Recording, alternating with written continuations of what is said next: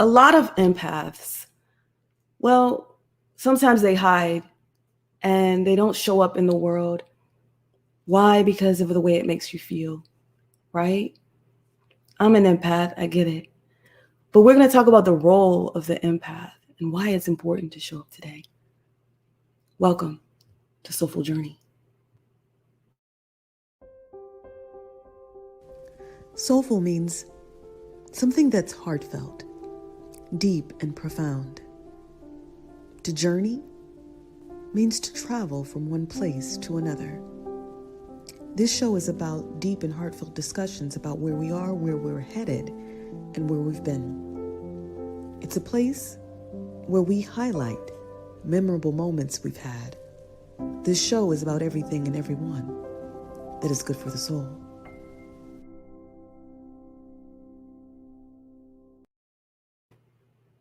Welcome. My name is Venus Jones. I am an author. I am a mindset and peak performance coach, and I'm also known as a poet and the host of Soulful Journey. Thank you for joining me for my 25th episode. We're coming up at the closing the end of the season, and if you've been rocking with me this long, in our first year, I'm so forever grateful. We like to begin this show with mindfulness, so here we go. I want you to take a deep breath with me before we begin anything, because breath is life, and some say breath is definitely connected to our spirit and our soul. So let's take 1 minute to relax with your breath. Feel yourself breathing in and feel yourself breathing out without trying to control your pattern of breathing. Relax your shoulders, relax your jaw. Notice how every breath is different from the next. It's the same with life. Ever changing, ever evolving. And whatever is going through your mind right now, you can let it slip away. And just for this moment, we can come back to harmony. You are safe. You are accepted. You are forgiven. And you are loved. Well, I'll begin with a poem before I introduce my guest, who is Ber-Henda Williams. She is an empath and visionary coach and so much more. But when I like to begin with a poem that makes me think of the person that I'm highlighting. And this poem came to mind, and it's called Foresight. And it's a tribute to visionaries, because she's definitely a visionary. With no vision, people perish. It's a popular proverb in a popular book. Those in search of revelations have expectations. Take a long, good look. Success means to love. The probability law. It's free will for you to fail, to learn, to listen, to experience on earth some hell. Our vision gets blurry when we embrace a proven lie in the center of folk who can't, or folk who don't want to. A poor attitude. Don't try. It's cause and effect. Or you can make dreams complex. How do you do? Some decide to pass, others pass over, and some let it pass right through. Open temples tend to expand. New way, new road, new plan. We earn courage, full of wisdom when we become uncharted land. Then out of sight, dreams give birth to new vision, to new height, all the time. So remember, Achievement means to check in and surrender, to take action, to free the mind. When we become hope, our legacy infinite, eternal, a visible sign. Well, I want to introduce you to someone who calls herself a hoper. Ber-Henda is a visionary empath coach. She supports empathic, creative, visionary empaths to find their voice, embrace feminine power, and create mission-based businesses in service of social transformation, justice, and equity. When she's not doing that, she runs a girls' leadership program, the Power of Girlhood, for girls 8 to 18, and she is a bilingual poet. She believes feminine empaths are here to disrupt the patriarchy and oppression with their mission-based businesses. So let's listen to an amazing hoper. I'm so happy that she's here, the one and only Ber-Henda Williams. And I think you might think of her as a Shiro, right? Welcome, Shiro. Hey, thank you for having me. Oh, you are so welcome. So tell us a little bit about the role of being an empath and what came up for you while I was reading that. So, according to the Taoist tradition, poetry is the lens in which we are able to synthesize our existence. And for many empaths, when the energy gets overwhelming and you've absorbed too much, one of the ways to sort of purify yourself and to release that is through poetry.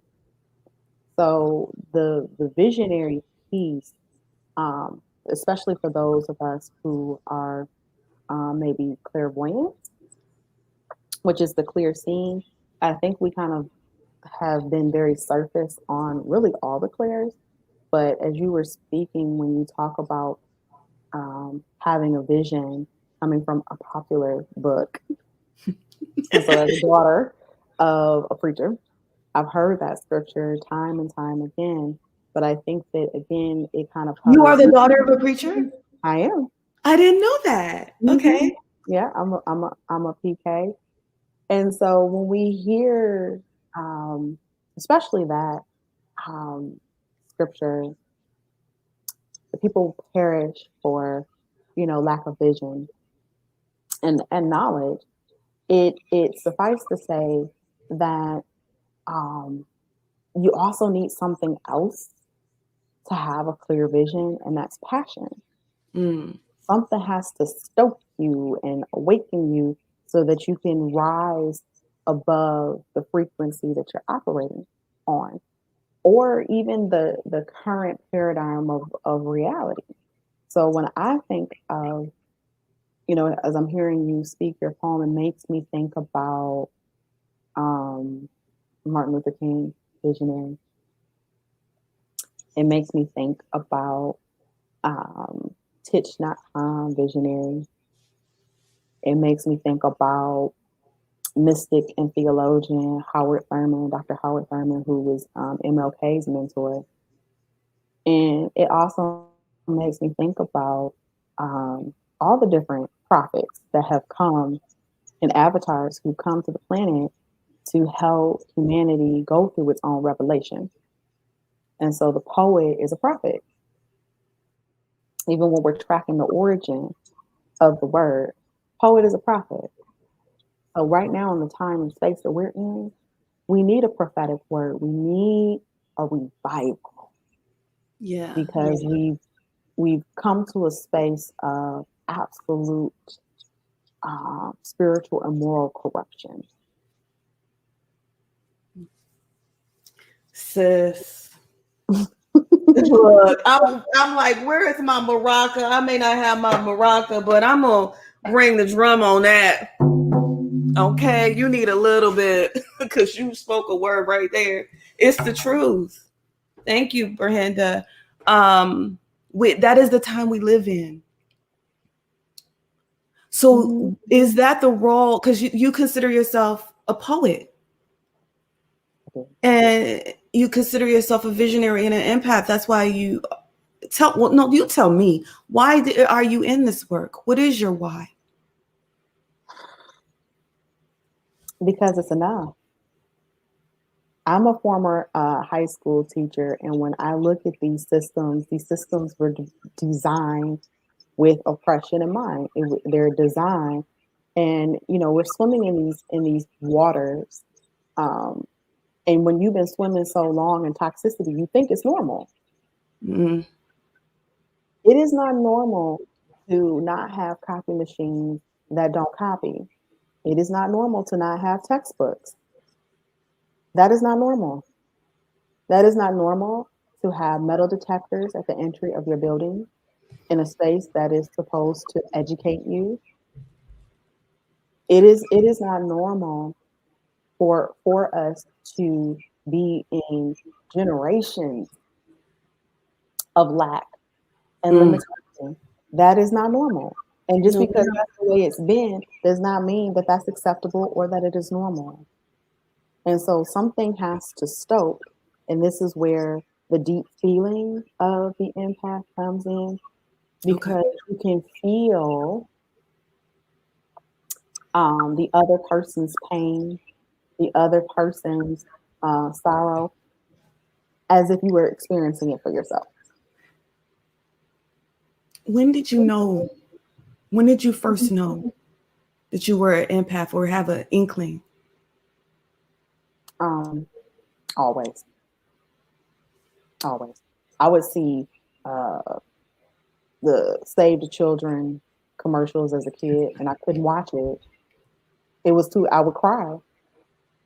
Or Sarah McLachlan singing about the abused and abandoned animals.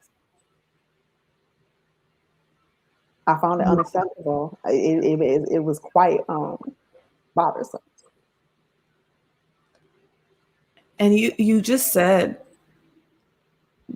something that I resonate with, because I remember loving even the song "The Man in the Mirror" by Michael Jackson, but I remember watching that video and having to turn it off. Yeah, Mark. Well, definitely Michael with his Virgo, so definitely an empath. I mean, he has another one called Earth Song. That one's really powerful. Yeah. And Stranger in Moscow. Oh, girl, Stranger in Moscow gets me every time too. Every time. And if you knew, and that story is based, of course, in what he was going through, and feeling like he had to escape America, and he was feeling like, wow, I'm not welcome in my own home. Come on, James Baldwin. So you could feel it all the way through. Yes. And I love James Baldwin too. Yes, girl. I'm just saying. Yes. So Nina Simone, Miriam Makeba. I mean, we can keep going about all of our artists who were exiled from their home countries because of oppressive systems. Because of oppressive systems, because they were deep thinkers and deep feelers. And that's why I began the quote on this show, to try to reel anybody in who feels that way, that you want to hide though because of it. And you're saying, are you saying that is okay, or is it okay to hide sometimes? And when is it okay not to? I think there's a difference. Yeah. There's a difference between hiding and preparing. And what we need right now are highly sensitive people to prepare.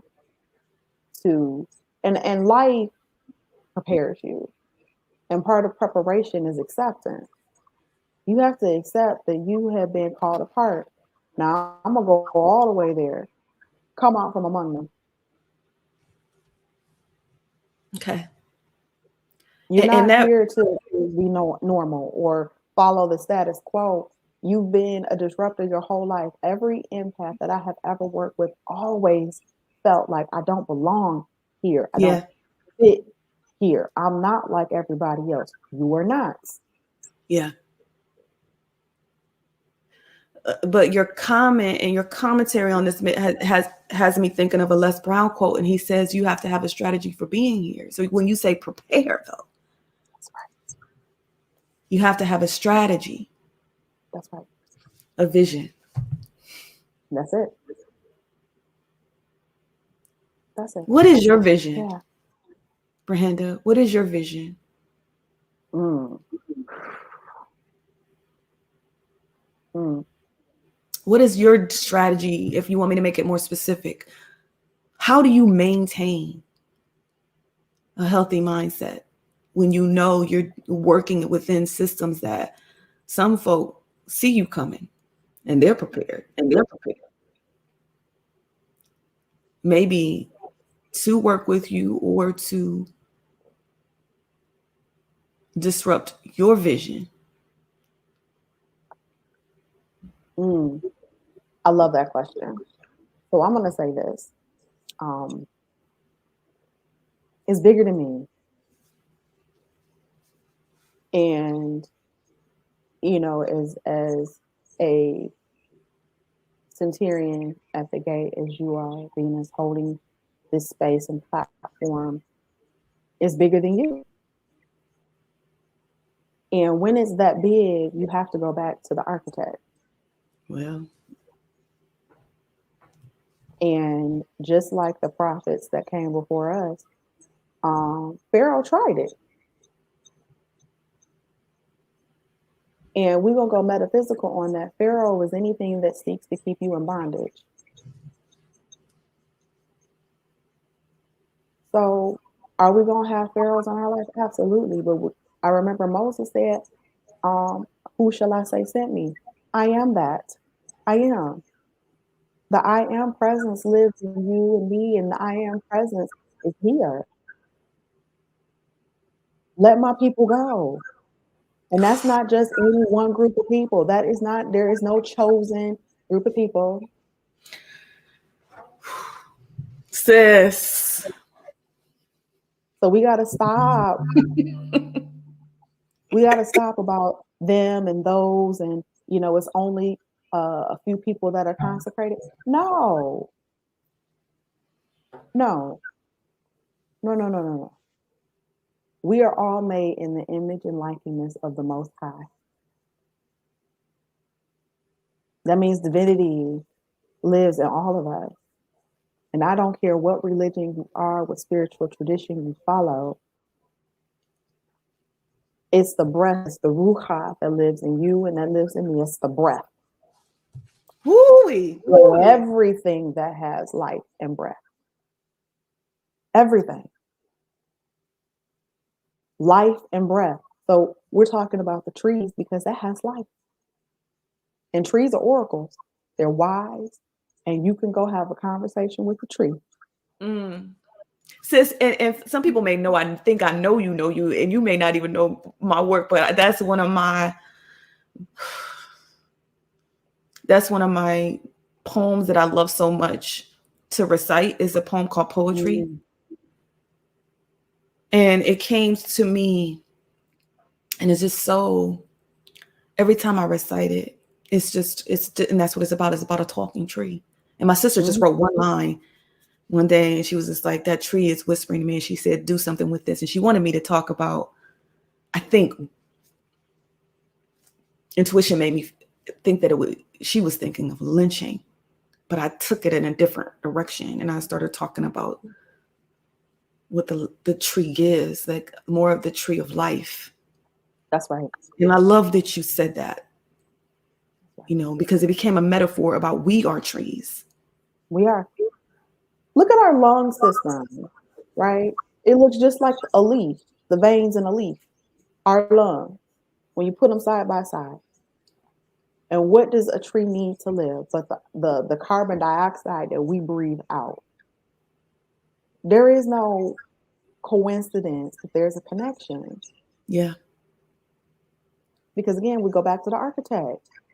Well, this universe is perfect.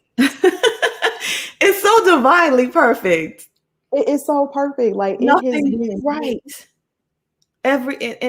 And when you, but so often when we get in the ego and we forget to let go and let God, or the God of your understanding, or the universe, whatever you want to call it, center us. That's right. And lead us. When we That's want to right. start leading and forget about that, I want us to come back to what you just said.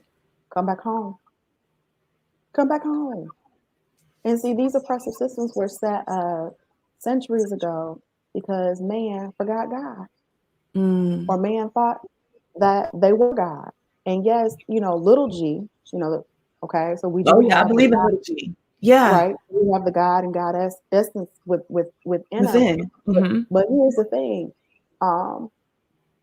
Girl, I didn't know I was gonna come here and start preaching. Oh Lord. No, that's okay. I'm loving it. Yeah, Ber-Henda. so I'm gonna take this small piece, and if anybody's a fan of American Gods, I love that show because it's so deep and there's so many I've never parallels. heard of it. Okay. Ooh, okay, so synopsis real short. They're old gods that came over to the new. I don't call it the new world because it's not the new world. We had people here that came over to the Americas. So, or the stolen land that we have renamed the Americas. So let me center that. And then there's new gods that have emerged, like Mr. World. Say that one more time. Like what? Mr. World. Like Mr. World. Yeah, that's a new god. Media. Okay. So it's almost like this tribunal that controls the narrative of what we hear, see, taste, touch. They're controlling everything. And that's the premise of the show. That's the premise of the show. Okay. So there's this one particular episode where this musician turned tech accidentally creates a god, and he wrestles with the god, much like in the Old Testament. I believe it was the prophet Elijah wrestles with God, and God socks Elijah in the hip. It's like, what you like? Really, you gonna wrestle with me? Like, you really think you can rumble with me? Right. Okay, so this is what you want to do. You want to really rumble with me? You know you can't rumble with me, but okay. And just like, and I think it was like kindness, because if you think about it, God could have killed you. You're lucky the thing God did sock you in the hip. So the prophet walks away with a limp. But the point is that they were so close. Right. And my compassion is, you just wanted to be close with your daddy, and you didn't want to let him go. But daddy was like, look here, son, this ain't what you want. And that's to not, negate, the feminine aspect of God. But my point is that you don't have to wrestle and manipulate and control something that's already yours by birthright. We all have the birthright to live well and prosper. And I have to take that quote from Star Trek. So shout out to all the Trekkies out there. But hey! Sis.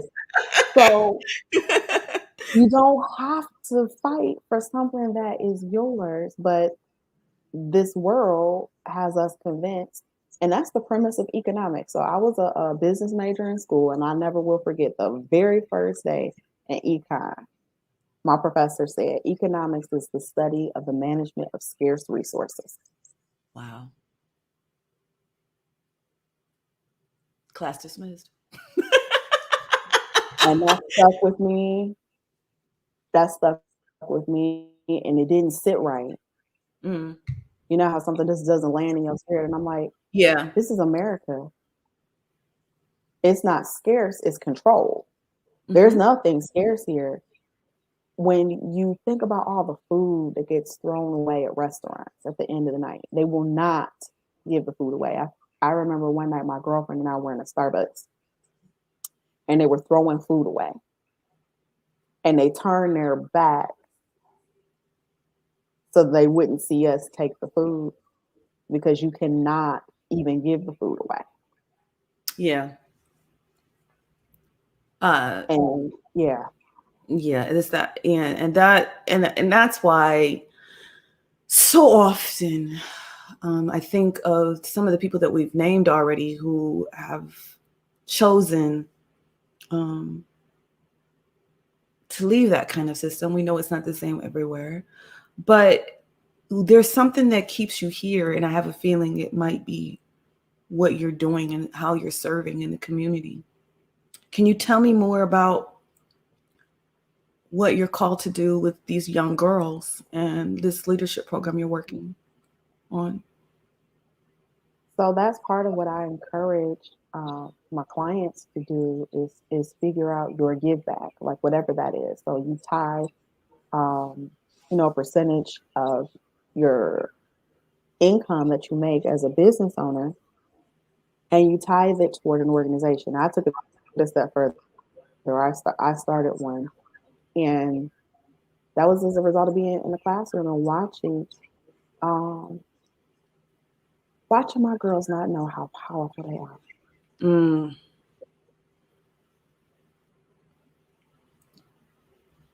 And that's, again, derivative of the system that we live in, and the mass media making communications and commentary about who they are, how they should look, how they should feel. Our mass media even dictates what we should desire. So how are you going to tell me what I want? But you are telling me what I want, what I should want, what I should look like, what I should want to look like. Yeah. So what is the main characteristic that you look for in a female leader? Identity. Does she know who she is? And it's not that it's a perfect walk. Yeah. I mean, Venus, we know it's not a perfect walk. No, it's not. But when you can laugh at yourself. Yes. You said laugh at yourself? Mm-hmm. Yes. That's a quote that is in my Shiro's book, and I can't remember who said it, but she said, the day that you laugh at yourself is the day you grow up, or something like that. Mm-hmm. Mm-hmm. One of my favorite videos is Solange and Beyonce are performing together, and mm-hmm. I don't know what happened, but they tripped. I've seen it. And it's the cutest thing because my sister and I are only like 3 years apart. As we have a short, distance like Solange and Beyonce, and they weren't upset about it. They just laughed. Yeah. And I think that was a rare glimpse into seeing how human they are. Mm-hmm. Right? And I think what makes you laugh, Ber-Henda? What makes me laugh? Girl, everything. Really inappropriate stuff makes me laugh. Like, I'm a huge Cat Williams fan. I love me some Cat Williams. Huge what fan? Cat Williams. Cat Williams. Oh, yeah. He is never scared. Never. He is a special shade of ignorance. I love him so much. I hope that we tag him in this video so Cat knows that, baby, we can go get our hair pressed together. So, Cat, whenever you ready. I love it. Let's go get our hair pressed together. The first time I had a, what's so weird is I was on Clubhouse and he came in my room once, but he came in and out really quick. So it might have hit, sometimes it just, but it was a room about who was your favorite poet, or who was your favorite part poet. Who is your favorite poet? Ooh. Who is my favorite poet? That made you feel like, oh, I want to be a poet. So I'll give you 3 influences. It's really 3.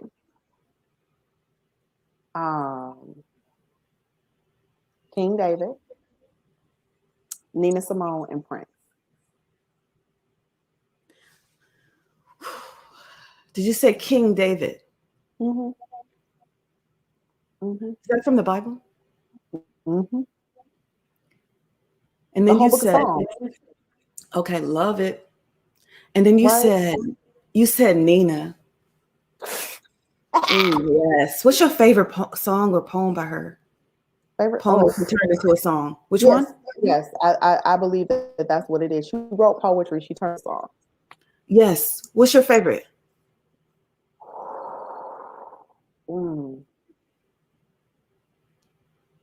Black is the color of my true love's hair.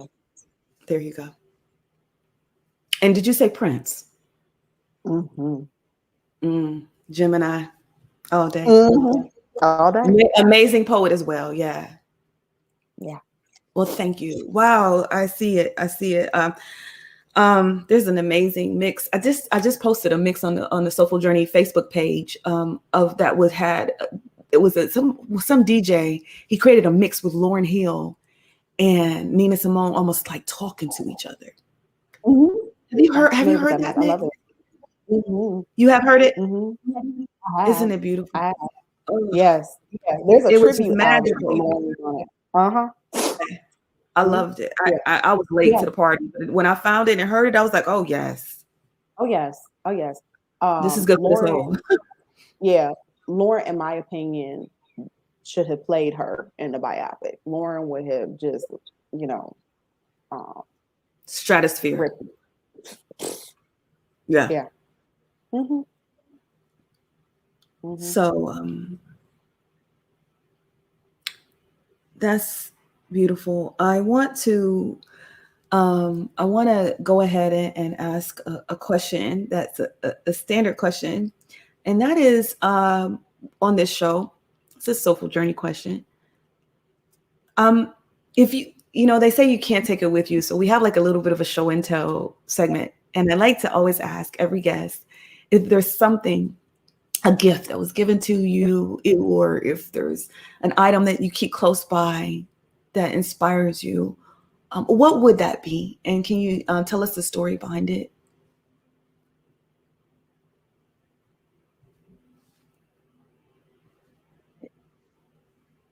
So, the gift that was given to me was, or is, my grandmother. I carry her in my heart. And so, like the E.E. Cummings poems, I carry your heart in my heart. I carried her in my heart. And she lived to be 101, which means she survived the boll weevil, the Great Depression, the lynchings. She survived the 1967 rebellion. I'm from Detroit, so Detroiters know what I'm talking about. I believe she was an empath. She was a nurse, registered nurse. Graduated from Hampton Institute, which is now known as Hampton University. So shout out to all of our HBCU family. And when you think about a woman in the 1940s leaving the South, that's huge. Yeah. That's huge. So just she even left that alone on her own to face.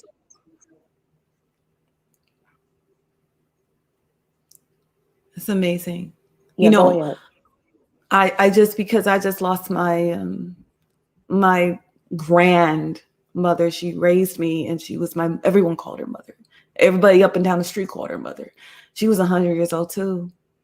Wow. I mean, and the things that they lived through, it was just a different time. So again, that's why I feel like that's why we're just rare. You and I both are rare because we were raised probably by these people who were just like the shoulders we stand on. Like, that's right. Wow. She sounds like an amazing woman to have survived all of that and to live to tell it. Right. Right. It's just amazing. So what is the meaning of life, Ber-Henda? You know so much. You sound so I'm gonna throw that one at you. Do you know why we're here? What is the meaning? You like the Soul to Soul song. What's the meaning? What's the meaning of life? Yes. Oh gosh, I love me some Soul to Soul. Do you know the meaning of life? I'll say what the life is for me, and I think that that's for all of us to discover, is that life, we are all connected to the one life, and the one source, and the one power of all that there is, the maker of heaven and earth. And I believe my meaning of life is to love, to be loved, and to serve. Mm. Well, I love that answer. Wow, because it makes me feel like I'm doing okay. And I know you're doing well. Yes. You're doing Yes. fantastic. Would you say I'm doing better than okay, huh? Yeah, you're doing fantastic. You're Uh-huh. doing fantastic. Every day though, you that we're here, I feel like it's a test. It's just you got another chance to get it right. And I don't know if you believe that once you get that, do you think we have more than one purpose? Because some people feel like, well, maybe I haven't lived out my purpose yet. That's why I'm still here. Do you think we have more than one purpose? So you're talking to a multi-potentialite. So I believe that people are multi-talented, multifaceted. So I don't know what is with this like singularity when we're multifaceted, just even in our humanness, right? I get to be a daughter, a mother, sister, a cousin, woman, black, blackity black, Unapologetically black. Girl, yes, black. I mean, All my day. name is Ber-Henda. Right? Oh, yes. Oh, mama. Wait, mama, pause there. Because I wanted to ask you about your name. What does your name mean? And how did you get it? Did you ask your mom or your dad? It means Ber-Henda Protector, and it's my mother and father's name put together. So Bernadine and Henry. So my name is Ber-Henda Protector, and I have an Indigenous sister that I met, and her name is Strong Bear Woman.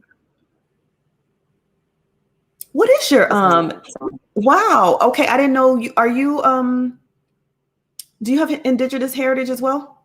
Are you, tell us more about your heritage. I hate to say it as well, so as a Black person in these Americas, I believe most of us are, but from what I found on ancestry.com, like doing like, because we all say, I got Cherokee in my family, and it's like, oh, listen, what state were you from? And it's like, so is that even in the realm of possibility? But I, like many Black folks, I was saying, I got Cherokee in my family. No, I do not. I have Tuscarora blood in my family.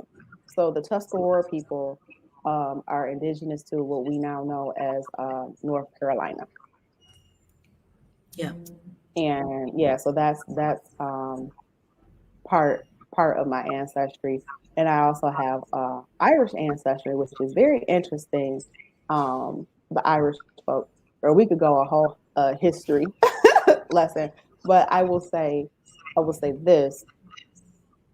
As we look at dissecting whiteness and how it even came to be, when we look at our Irish family and even our Scottish family, y'all know what it's like to be colonized. Yeah. Y'all know what that's like. So there is room for us to gather the forces and come together. But some of us don't want to abdicate our privilege. But you know what it's like to be in famine. You know what it's like to have your language taken away from you, your spiritual practice. You know what it's like to see your children slaughtered. You know what that's like. Lest we forget. And just you talking. Go ahead. Did you want to say something else? No, I'm complete. Lest we forget our language, lest we forget our reason for being. And going back to why you said you feel like once we step into leadership, the first thing is the most important thing is to know thyself. So all this is coming full circle for me. Do you mind sharing a poem with the viewers and listeners? No, not at all. maybe there's a poem that you want that kind of that is sitting with you right now that I'd love for you to share some of your art with us. And is there something you share with your girls? I know you work with young people, so whatever you want to share that you might share with them and why.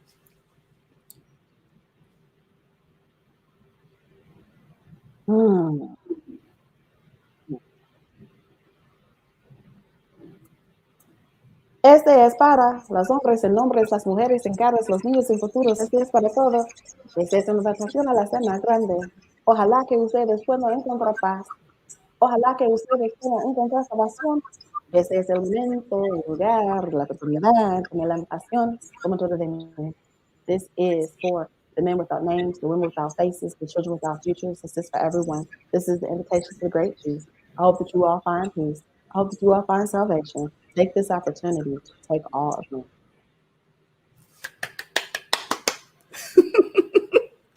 I love it, sis. And what happens when you share that with the young girls? What happens? If they what do they say? What's the a lot of the time? Shock, awe. I think on some levels, move. Because again, we go back to, and this is why we need critical race theory in our schools. I'm obviously very much black woman, and for many of our girls, third are black, third are Latina, and third are Middle Eastern.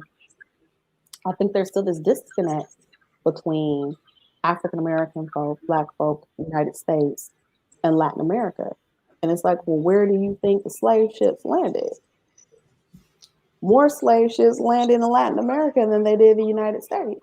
But again, if we are not being taught correctly or even being informed, because of your 4-block radius, your assumption is that the majority of people are like you. Mm-hmm. And I have to share with them, babe, you, English speaker, still colonizers' tongue, are in the minority. The majority of us landed in Latin America, what is now known as Latin America. And I've had conversations with some sisters from Guinea, from Panama, from Cuba, and even Mexico. Mexico has a significant population of what they call Afro-Mexicanos or Mexicanos. And our crop there was sugarcane. So either you picking tobacco, cotton, or sugarcane, but regardless to what plantation you were on, I do believe that we have a gift of the drum. This is why the African drum is so important. Yes, the drum is so important. That's right. You're the first person I've ever played the drum on while you talking. Now listen, I'm here for it because that's calibration. We know what it is. Yeah. It's in our soul. It's in our DNA. And even if we do not play the drum, let us hear some 808. Yes. It's the bass line for me. Why? Because that's the heartbeat. Right. That's what I was thinking. Mm-hmm. Yeah. That's what keeps the body simple. That's what keeps the blood pumping. And we are the drum, right? As Sounds of Blackness says, another historic album. We are the drum, right? Yeah. From Africa to Americas and beyond and throughout the diaspora. And there's so much connection there. They say we're like, because they used to call Latinx folks, or they would say Hispanic, like his Spanish. Let's say, well, does that make us his English? You know, it's like, right? But it's the same. It's the same. That's right. Until we find out and remember who we are. And that the importance of knowing different languages too, right? And being able to dive deeper and being willing to, because I know that you can connect with more people who look like you in different places of the world because you are bilingual. And I hope that a lot of the young people see that. And it opens up doorways and pathways, but it also opens up parts of your spirit, of your own being, when you have multiple languages, because there's a soul that lives within the language, within the culture. And so you expand as you expand your vocabulary and your connection, to the language and the people and the culture, you expand. who taught you though? Who's your favorite teacher? Who taught you to expand your mind? Oh, wow. So I would be remiss if I didn't mention Senora Wolf, Senora Trazen, and High school teachers? middle school and high school, and Marcia Williams.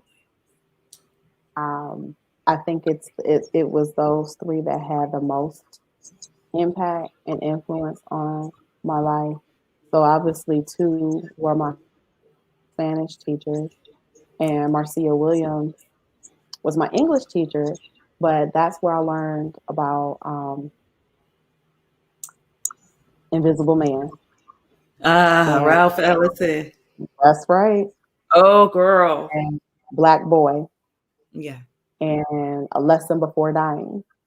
Okay. Right. She opened my world up to the canon of Black literature, but also the ways in which stories are told. So first person omniscient, flashback.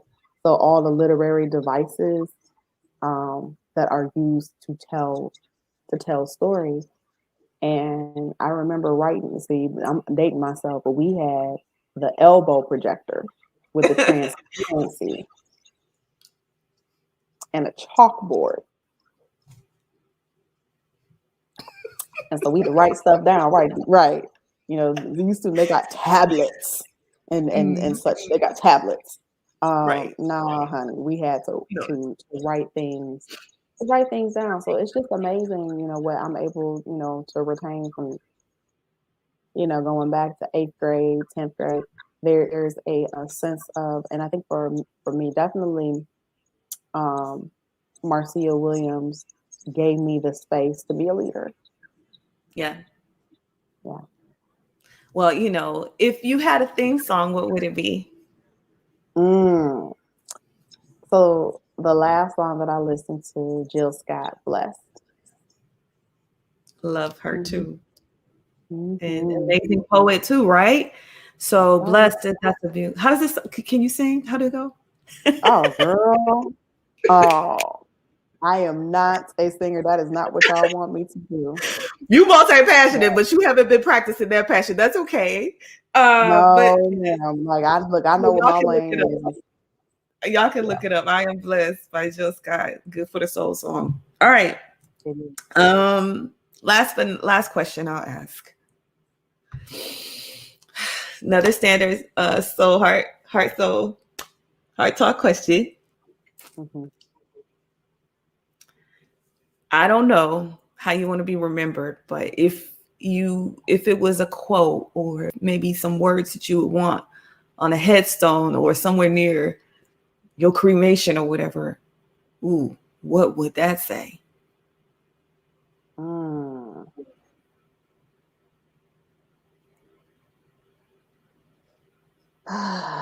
Wow. So when I think about quotes, and there's certain words that anchor me, I always go back to Audre Lorde. Audre Lorde will forever anchor me. And what would I want on my urn, or, so not to sound morbid, but yeah, I'm gonna say this here in this space, because I think people appreciate it. I want a Viking funeral. I want y'all to put me on a river and then, take an arrow, flaming arrow, and get a good archer and just set me on fire. That's what I want. Y'all can bring lanterns to the river or wherever it is. You know, whoever is here to remember me, y'all just bring some lanterns with you. You see, my mouth is like my jaw to drop to the floor. Okay, come through, Frida Kahlo. Okay, because I think she Something really just over fire. the top. Ber-Henda, you are fire for real. But I'm serious. I do. I want a Viking funeral. Like, listen, y'all put me on the river. Y'all bring some lanterns. Y'all can lanterns go up in the air, whatever you'd like to do. But get a good archer and just, you know, let me go back to where I belong. Just send me on my way. And the only thing that y'all can say at the end, and I'm serious, this can be my eulogy, and that's it. The master's tools were to never dismantle the master's house. That's all y'all got to say. And then go back to work.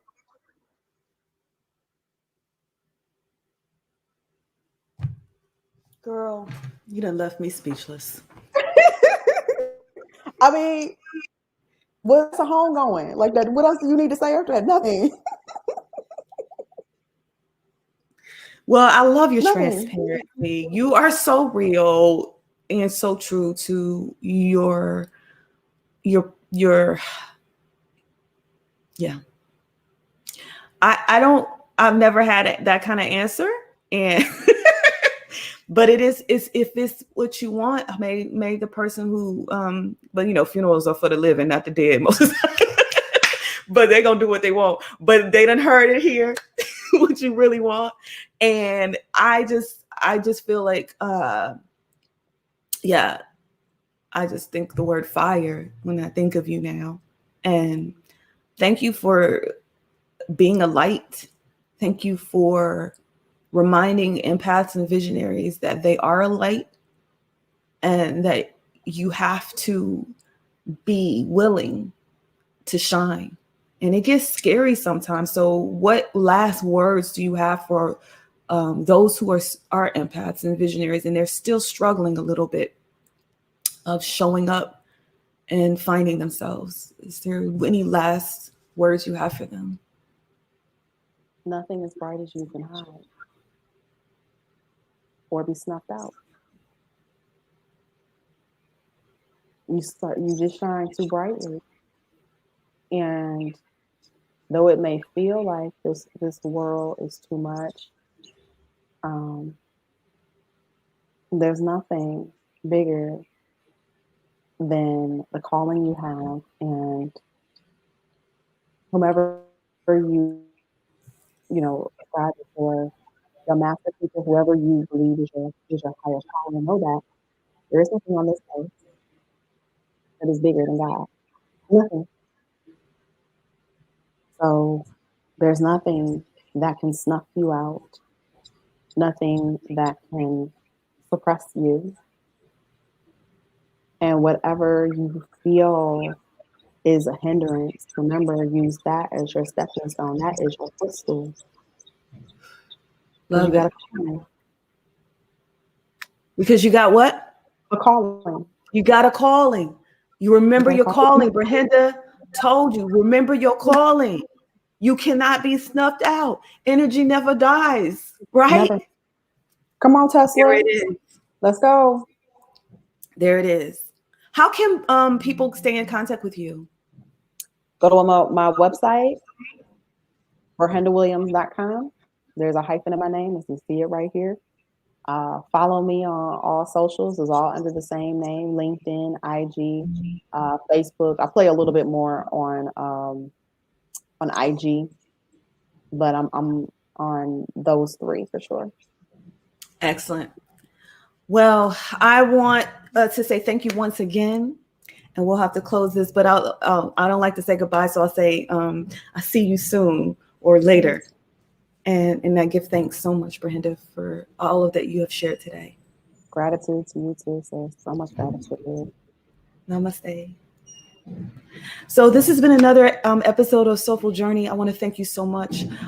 Please subscribe, share, like this post, and again, make sure you follow venusjones.com and the YouTube channel and hit that subscribe button. I like to leave it with this.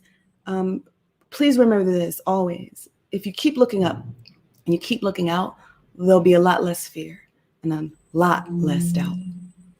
Peace.